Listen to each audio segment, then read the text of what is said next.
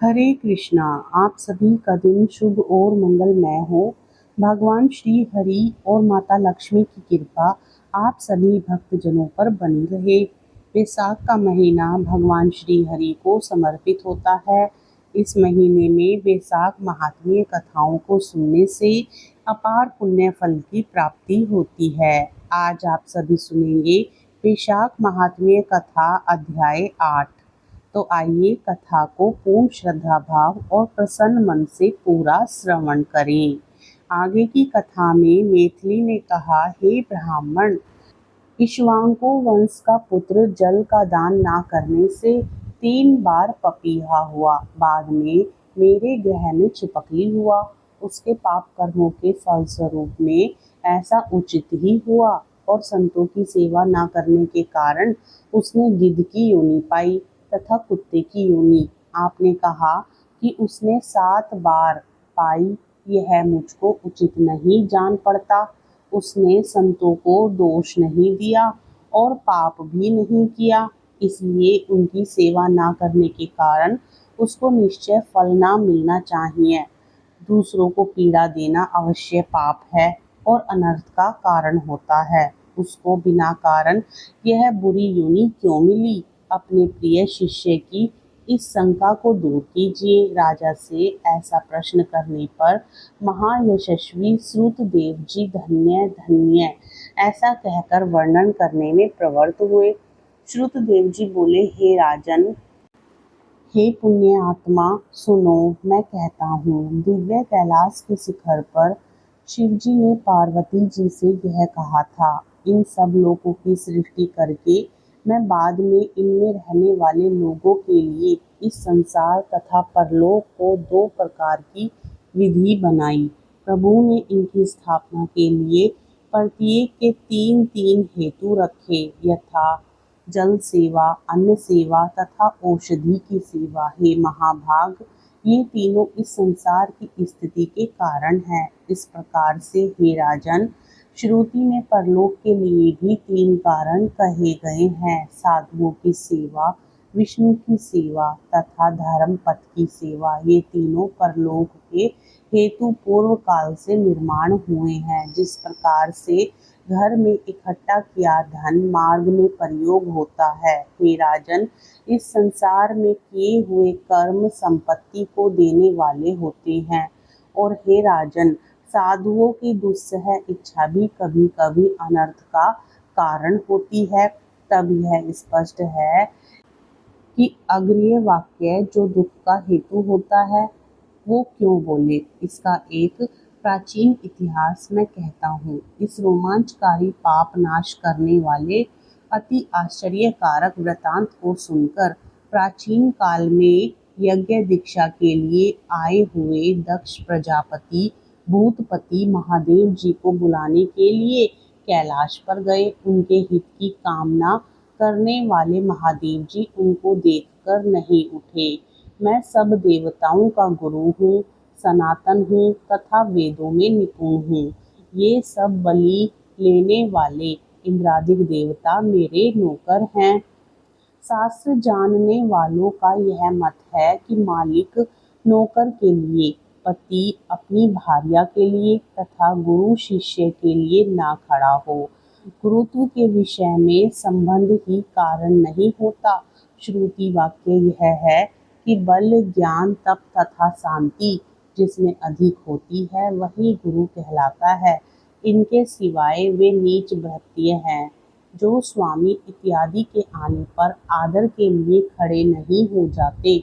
उनकी आयुष्य, धन तथा यश और संतति शीघ्र नष्ट हो जाती है। इसलिए यद्यपि यह मेरा प्रिय और ससुर है तो भी मैं नहीं खड़ा होता।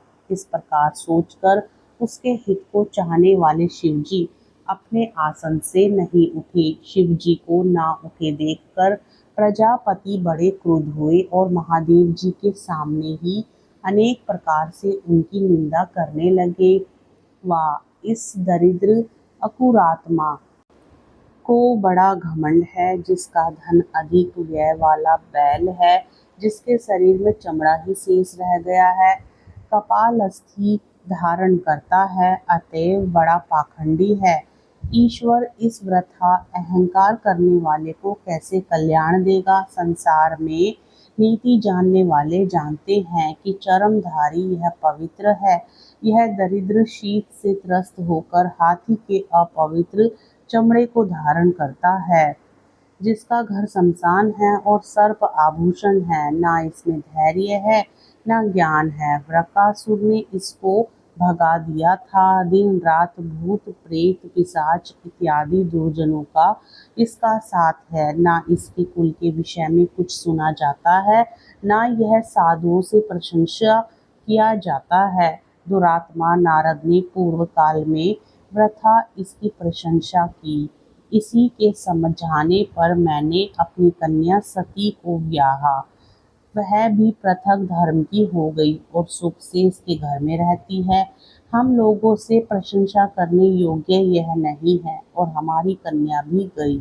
जैसे कुम्हार का घड़ा चांडाल के हाथ चला गया हो, इस प्रकार दुर्बुद्धि दक्ष सती तथा शिव को बिना बुलाए उसकी बड़ी निंदा करके चुपचाप घर चला गया। तब यज्ञशाला में जाकर ऋत्विक तथा मुनियों के सामने शिव जी की निंदा करते हुए यज्ञ करने लगा। ब्रह्मा तथा विष्णु को छोड़कर सब देवता आए तथा सिद्ध चारण गंधर्व यक्ष तथा किन्नर लोग भी आए तथा पुण्यवती सती देवी स्त्री जाति की चंचलता से प्रबुद्ध होकर उत्सव देखने तथा आए हुए बंधुओं को देखने के लिए उत्सुक हुई। चंचल स्त्री स्वभाव के कारण महादेव जी से रोके जाने पर भी अवश्य जाना चाहिए, यह निश्चय करके जाने को उद्यत हो गई। शिव जी ने कहा, हे अर्धांगिनी, यह सदा सभा के बीच में मेरी निंदा करता है। वह तुमसे सही न जाएगी। उसको सुनकर तुम सचमुच शरीर को त्याग दोगी। मेरी कृपा की इच्छा करने वाली तुमको न सहने की बात भी सहनी पड़ेगी। हे देवी, मैंने जैसा किया है वह तुमसे न होगा, इसलिए तुम यज्ञशाला में मत जाओ।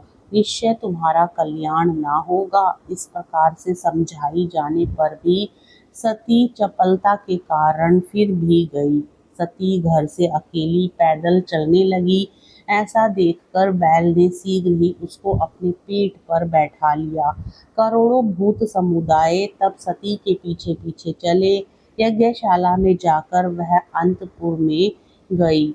सती को देखकर सब लोग चुप रहे। यह देखकर दुखी होकर वहां से निकली और पति के वचन को स्मरण करके यज्ञ मंडल में गई। सभ्य लोगों ने तथा उसके पिता ने उसको देखकर आशीर्वाद नहीं दिया। वह रुद्र की आहुति तक पिता की चेष्टा देखती हुई चुपचाप खड़ी थी। रुद्र को छोड़कर आहुति देते देख आंख में आंसू भरकर देवी बोली, जो मनुष्य बड़ों का उल्लंघन करते हैं उनका प्राय कल्याण नहीं होता। लोक के निर्माण करने वाले, लोक के पोषण करने वाले, सबके प्रभु तथा नाश न होने वाले ऐसे शंभु को हवि क्यों नहीं दी जाती। इन आए हुए महात्माओं में से एक ने भी तुम्हारी दुर्बुद्धि हरण नहीं किया। इनका भाग्य भी उल्टा देख पड़ता है। उसके ऐसा भाषण करने पर सभी देव हंसने लगे और अभाग भृगु मोक्ष दाढ़ी फटकारने लगे। दूसरे भुजा पैर जांग और काक फटकारने लगे और हतभाग्य उसका पिता निंदा करने लगा। ऐसा सुनकर वह महादेव जी की भार्या क्रोध से मन में व्याकुल हुई और उस सती ने और ऐसा सुनने का प्रायश्चित करने के लिए देह को त्याग दिया और वह सबके देखते हुए वेदी के बीच में होम की अग्नि में गिर पड़ी। तब बड़ा हाहाकार हुआ और जल्दी से शिवजी के गण दौड़े और उन्होंने महादेव जी से सब वृतांत कहा। यह सुनकर महादेव जी ने यमराज के समान एकाएक उठकर हाथ से जटा उखाड़कर उसको पृथ्वी पर पटका। तब विपुल शरीरधारी महाबली वीरभद्र उत्पन्न हुआ। उसको 100 भुजा हुई और उसका तेज यमराज के समान था। वह हाथ जोड़कर खड़ा हुआ और उसने शिवजी से कहा, जिस निमित्त आपने मुझे उत्पन्न किया है उस काम में मुझे लगाइए। ऐसा कहने पर क्रुद्ध महादेव जी ने सामने खड़े हुए उससे कहा, तू मेरे निंदक दक्ष को मार डाल, उसी के कारण मेरी प्रिया मरी है। इस महाबली के साथ भूतों के समुदाय भी जाएं। भगवान से ऐसी आज्ञा पाकर वे सब शीघ्र ही दक्ष की सभा में पहुँचे और उन्होंने देवता, दैत्य, मनुष्य इत्यादि सब बड़े बड़े वीरों को मार डाला। हंसने वाले पूषा के दांत और जटा को नोच डाला और उस दुरात्मा भृगु की मूछ दाढ़ी उखाड़ डाली। उस पराक्रमी ने उन सबों अंगों जिन्होंने पहले फड़काए थे तोड़ डाला और तब दक्ष के सिर काटने में बहुत उद्योग करने लगे, परंतु मुनि के मंत्र के बल से वह रक्षित था, इसलिए नहीं करता था। यह जानकर महादेव जी ने इस दुष्ट का सिर स्वयं आकर काट डाला। इस प्रकार से यज्ञ में आए हुए सब को मारकर अपने अनुचरों के साथ अपने घर आए। जो मारे जाने से बच गए थे वह ब्रह्मा की शरण में गए। इनके साथ ब्रह्मा जी कैलाश में शिव जी के स्थान में गए। तब अनेक वचनों से उन्होंने उनके क्रोध को शांत किया। उन्हीं के साथ महादेव जी यज्ञ स्थान में पहुँचे और दक्ष की सभा में आए हुए सभी को जिलवाया। तब शिव ने प्रसिद्धि के लिए दक्ष के घड़े पर बकरे का सिर लगा दिया। महात्मा भृगु को लेकर बकरे की दाढ़ी लगाई। पूषा को दांत नहीं लगाए, उसको पीसकर खाने वाला रहने दिया। शिव जी ने बिना क्रम के किसी के अंग किसी में लगाए।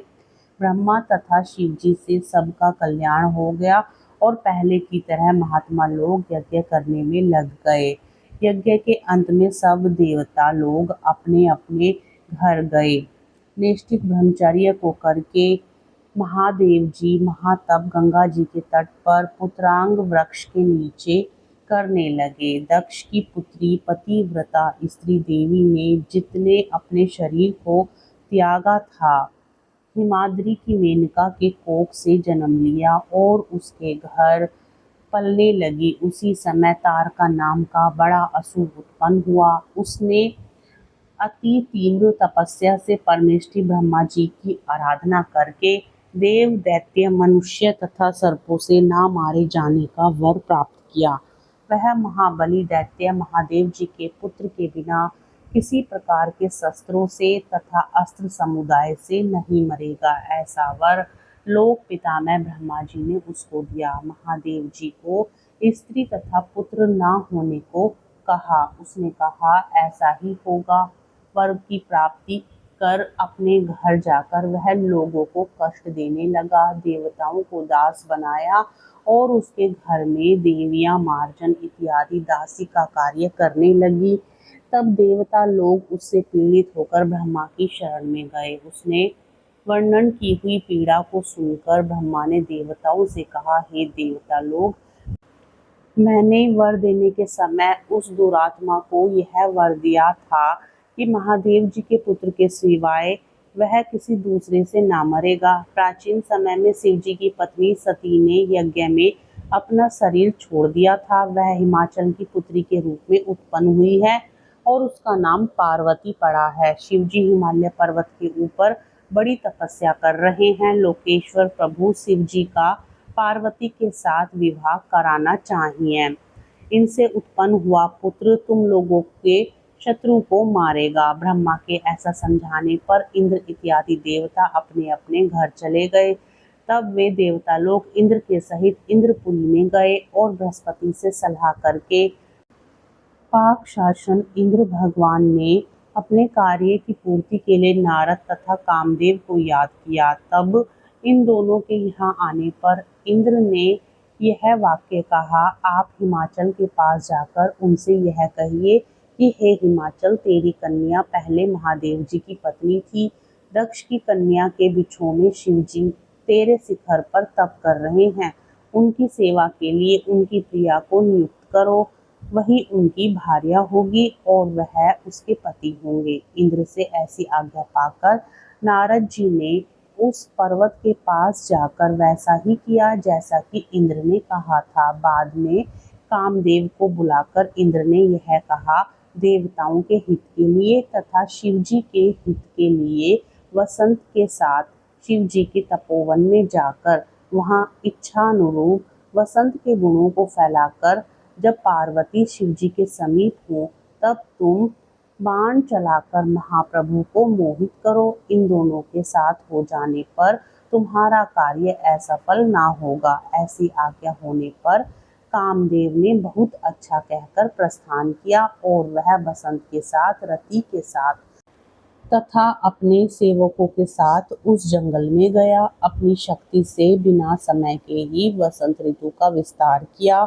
उस सुंदर वन में सर्वत्र मंद वायु बहने लगी। कदाचित महादेव ने भी पार्वती की सेवा से प्रसन्न होकर उसको अपने गोद में बैठाकर कुछ बातचीत करना आरंभ किया। आगे की कथा का रसपान अगले अध्याय में करेंगे। आज की कथा अच्छी लगी हो तो वीडियो को लाइक करने के साथ ही चैनल को सब्सक्राइब भी जरूर कीजिएगा।